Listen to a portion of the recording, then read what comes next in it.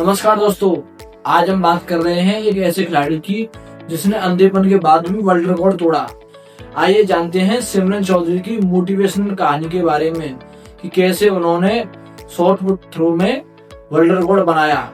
Hello दोस्तों, मेरा नाम है सागर सोलंकी और आपका स्वागत है स्पोर्ट्स वर्ल्ड में। आइए वीडियो शुरू करते हैं। नमस्कार। आज हम एक बहुत ही खास कहानी पर बात करने वाले हैं।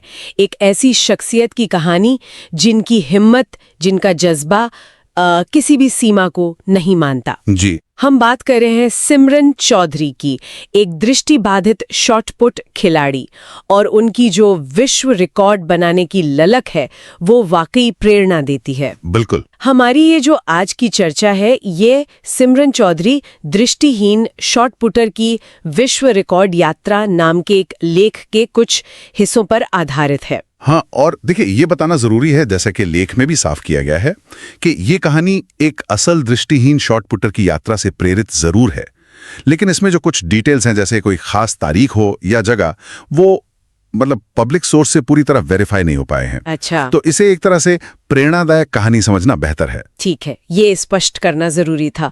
तो चलिए कहानी में चलते हैं। शुरुआत करते हैं सिमरन के बचपन से। वो दृष्टि दोष के साथ पली बड़ी, और लेख बताता है कि गांव के अखाड़े में, आप जानते हैं जहां पहलवान वगैरह अभ्यास करते हैं, हाँ, वहां उन्हें अक्सर लोग नजरअंदाज सा कर देते थे। हाँ, शायद लोगों को अंदाजा ही नहीं था कि उनमें कितनी क्षमता है। एक दृष्टिबाधित लड़की वो क्या खेल खेलेगी, शायद ये नहीं सोचते होंगे। बिल्कुल, पर कमाल की बात यह है कि इससे उनका इरादा कमजोर नहीं पड़ा, और फिर एक अहम मोड़ आया स्कूल के स्पोर्ट्स डे पर। जी, वो घटना काफी दिलचस्प है।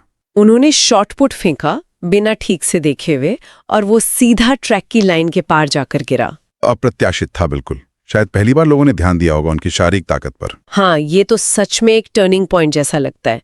और कहते हैं उसी दौरान किसी ने उनसे कहा था, शायद ताना मारते हुए या हमदर्दी में, कि वो अंधेरों से समझौता कर रही हैं। और उनका जवाब कमाल का था। हाँ, उन्होंने कहा, मैं अंधेरा नहीं हूं, मैं वो रोशनी हूं जो रिकॉर्ड तोड़ सकती है। मतलब क्या गजब का आत्मविश्वास। आत्मविश्वास से भी बढ़कर ये एक ऐलान था, जैसा आपने कहा, एक संकल्प। बिल्कुल। अच्छा, तो इस घटना के बाद क्या हुआ? ट्रेनिंग वगैरह शुरू हुई होगी। हाँ, फिर वो राज्य और जिला लेवल की ट्रेनिंग में गई, लेकिन वो रास्ता भी देखिए आसान नहीं था।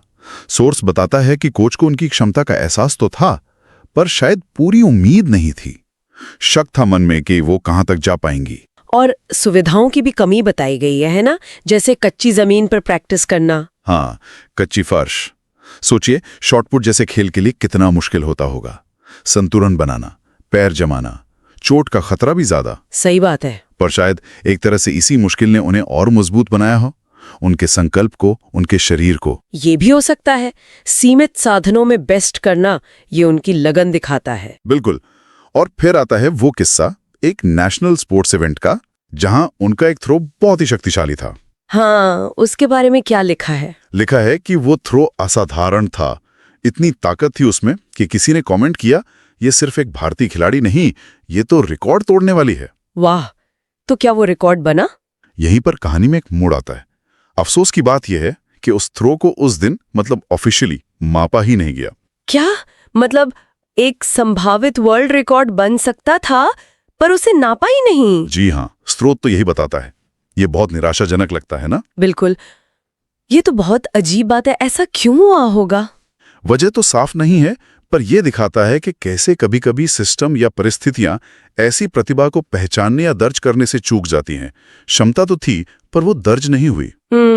ये सिर्फ खेल की बात नहीं है, जिंदगी में भी ऐसा होता होगा। सही कहा। खैर, इस पूरी कहानी को, इन चुनौतियों को और इस अनमापी क्षमता को देखें तो इसका सार क्या निकलता है? क्या संदेश है सिमरन की कहानी का? लेख के आखिर में एक लाइन है जो सब कुछ कह देती है।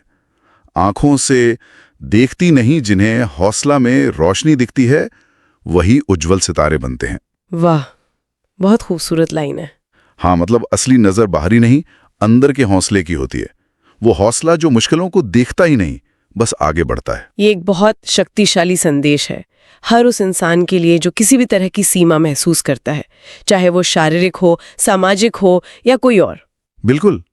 ये कहानी याद दिलाती है कि इरादा पक्का हो तो बाधाएं छोटी लगने लगती हैं। हमें अपनी और दूसरों की क्षमताओं को शायद सिर्फ बाहरी मानकों से नहीं आंकना चाहिए।